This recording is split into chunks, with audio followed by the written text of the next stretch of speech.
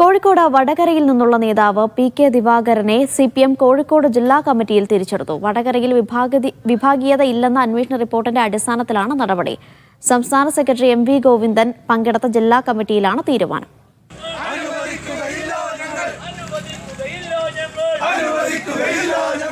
പരസ്യ പ്രതിഷേധത്തിൽ ഇടവെച്ച നടപടിയായിരുന്നു P K. ദിവാകരനെ CPM ജില്ലാ കമ്മിറ്റിയിൽ നിന്നും ഒഴിവാക്കിയ സംഭവം. വടകരയിലെ പാർട്ടിയിൽ വിഭാഗീയതയുമായി ബന്ധപ്പെട്ട ആരോപണങ്ങളുടെ പശ്ചാത്തലത്തിലായിരുന്നു നടപടി. ജനകീയനായ നേതാവിനെ മാറ്റി നിർത്തിയതിൽ താഴെത്തട്ടിൽ പ്രതിഷേധമുണ്ടായതിനെ തുടർന്ന് സംഭവത്തെക്കുറിച്ച് അന്വേഷിച്ച് റിപ്പോർട്ട് സമർപ്പിക്കാൻ V. വസീഫ്, മാമ്പറ്റ ശ്രീധരൻ എന്നിവരടങ്ങിയ 2 അംഗ കമ്മിറ്റി നിയോഗിച്ചു. വടകരയിലെ പാർട്ടിയിൽ വിഭാഗീയതയില്ലെന്നാണ് അന്വേഷണ കമ്മീഷന്റെ കണ്ടെത്തൽ. നേതൃത്വത്തിന്റെ ഇടപെടലിനോടുള്ള അതൃപ്തിയാണ് കമ്മിറ്റി രൂപീകരണ സമയത്ത് മത്സരമുണ്ടാകാൻ കാരണമെന്നും കമ്മിറ്റി അംഗങ്ങൾ റിപ്പോർട്ട് ചെയ്തു.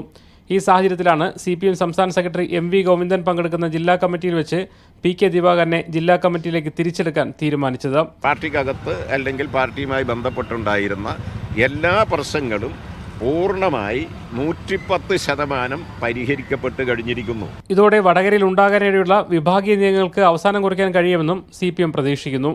മീഡിയ 1 കോഴിക്കോട്.